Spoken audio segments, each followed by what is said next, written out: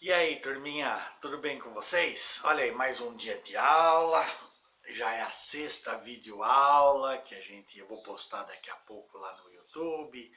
Mando no e-mail de vocês o endereço e é uma alegria estar aqui. Mas antes da gente começar a aulinha nossa, que é sobre o transplante de órgãos, e que a pesquisa foi da coleguinha de vocês, a Janaína. Aliás, uma grande aula, hein? Então nós vamos conversar um pouquinho aqui sobre transplante de órgãos. Mas antes, duas coisinhas. Primeiro, queria agradecer vocês, porque semana passada, sabe, eu fico sempre preocupado. Eu tento me ocupar o melhor possível para passar para vocês as aulas, né? De uma forma aqui na videoaula, nos textos, um questionário, e a gente se conversa lá pelo Moodle, pelo WhatsApp, né? E vocês sabem que podem me perguntar a qualquer momento. E aí eu bolei de fazer uma avaliação, que vocês ficassem livres, ninguém ia receber punição nenhuma. A ideia é melhorar cada vez mais essa interação, porque isso é novidade, né? Cada um na sua casa, não é? Eu aí nunca tinha essa experiência aí de fazer uma videoaula. Parece que cada dia eu estou melhorando mais aí no negócio. Mas agradecer a vocês porque todos me avaliaram, todos deram sua sugestão e aí nós seguimos em frente. Então tem que agradecer, obrigado mesmo, hein? E a outra coisa é que parece que essa semana vocês tiveram uma aula aí sobre o Covid no dia da enfermagem, não é isso? E que eles pediram para que nós, professores, comentássemos alguma coisa. Na realidade, eu não vou comentar nada do coronavírus ou do que isso causa. Tem nada a ver isso com a gente na nossa aula de bioética. O que eu quero comentar é o seguinte. Lembra que eu falei para vocês que bioética é uma coisa que a gente precisa parar e analisar. Cada caso é um caso a ser estudado, a ser questionado. Semana passada tivemos sobre a pena de morte, que paciente que eu escolho para entubar, se eu tiver 3 para entubar e um só respirador, a gente conversou sobre isso. Então assim, o que a gente pode aprender com essa pandemia? A humanidade esteve no caminho errado o tempo todo. Nós viramos consumistas, destruímos florestas, destruímos rios, a gente está cada vez mais mesquinho, cada um preocupado só com o seu, não está nem aí com o outro, não é? E não ouve, não presta atenção em nada. Então, acreditem ou não, mas alguém que nos governa, que você possa chamar de Deus ou como você quiser, resolveu dar uma lição dura para nós. Temos que parar, pensar. Quantas separações de casais não vão ter porque eles não se suportam? Antes eles viviam porque cada um estava trabalhando feito louco lá no seu serviço, não se viam nunca. Aí quando ficam 50 dias juntos, descobrem que não se suportam. Então vejam, é uma hora de nós repensarmos. Particularmente, eu acredito que as coisas não vão voltar a ser mais como é que eram antes desses 2 meses. Relações trabalhistas vão mudar, empregos vão desaparecer e dificuldades nós teremos. E se vamos melhorar ou não, vai depender de nós, não é? Cada um fazendo a sua parte. Então, o meu grande desafio é até o final desse semestre acompanhar vocês. Eu não sei até quando vai essa questão do coronavírus aí, mas vamos lá. Nós temos a aula de hoje e a gente vai seguir em frente. Vamos falar sobre um pouquinho de transplante de órgãos. Ó. Foi um grande avanço. Quer dizer, você deu qualidade de vida para as pessoas, não é? Que tinham alguma limitação.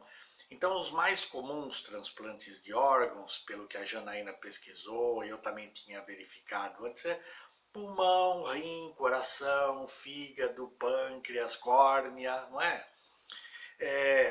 Vasos sanguíneos, alguns cartilagens, pele, parte do intestino, estômago. Então, graças a Deus que a gente está evoluído nessa parte, não é?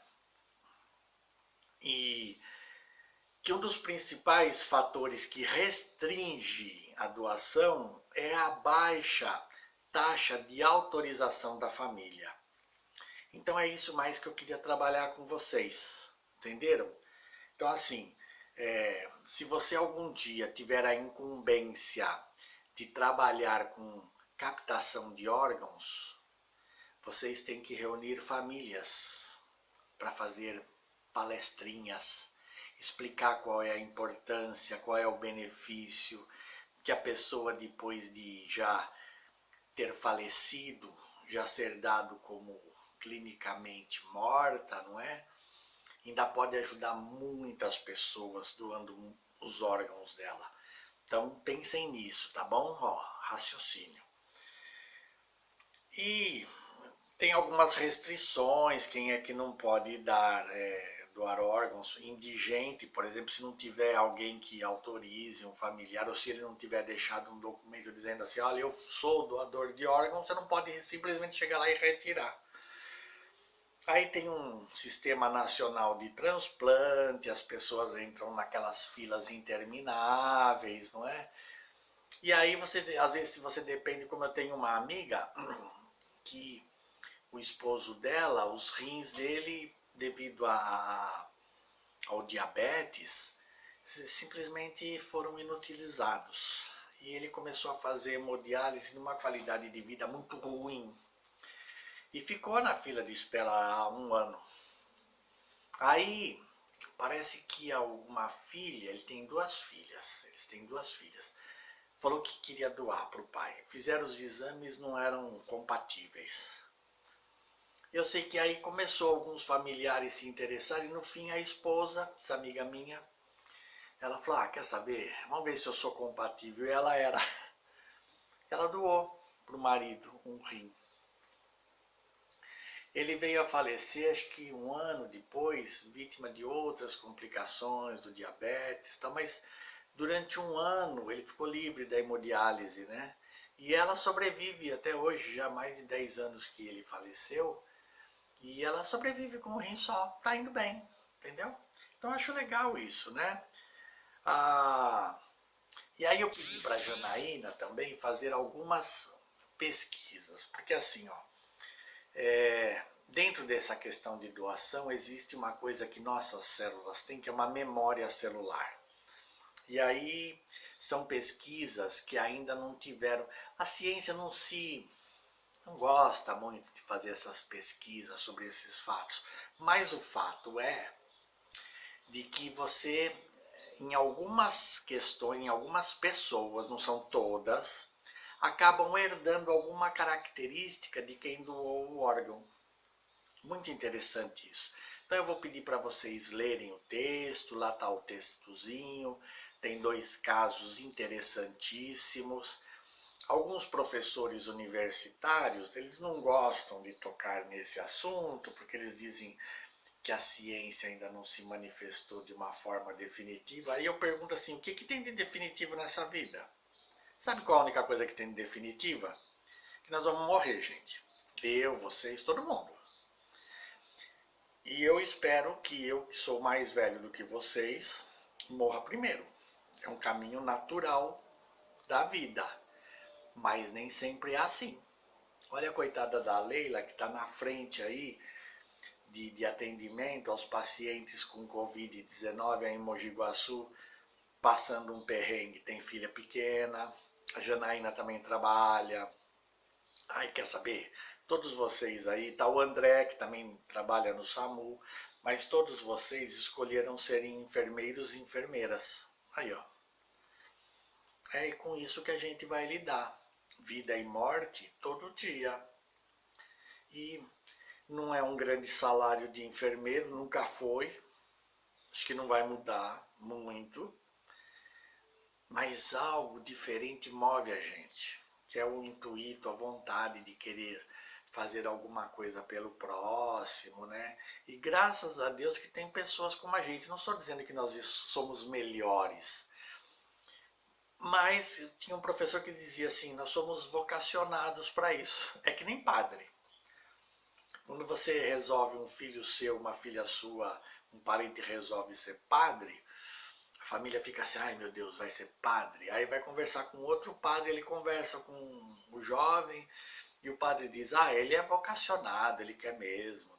Então acho que nós somos meio que padres, freiras. A gente não faz voto de castidade nem nada disso, mas a gente se dedica ao próximo, tá bom? Então é isso, ó. Aulinha curtinha, algumas questões. Eu vou mandar hoje, nós temos um trabalhinho, né, um questionário que eu vou colocar no Moodle. E aí depois vocês mandem para mim no meu e-mail que eu guardo isso, tá bom? E a aula que vem não sei qual vai ser não, mas a gente vê depois, tá bom? Ó, grande abraço, nossas aulas estão aí sempre postadas e a gente segue em frente, tá bom? Tenham todos um ótimo dia de serviço, à noite a gente se vê lá no Moodle, na nossa horinha da faculdade, e que Deus abençoe todos vocês hoje, tá bom? Abraço, tchau!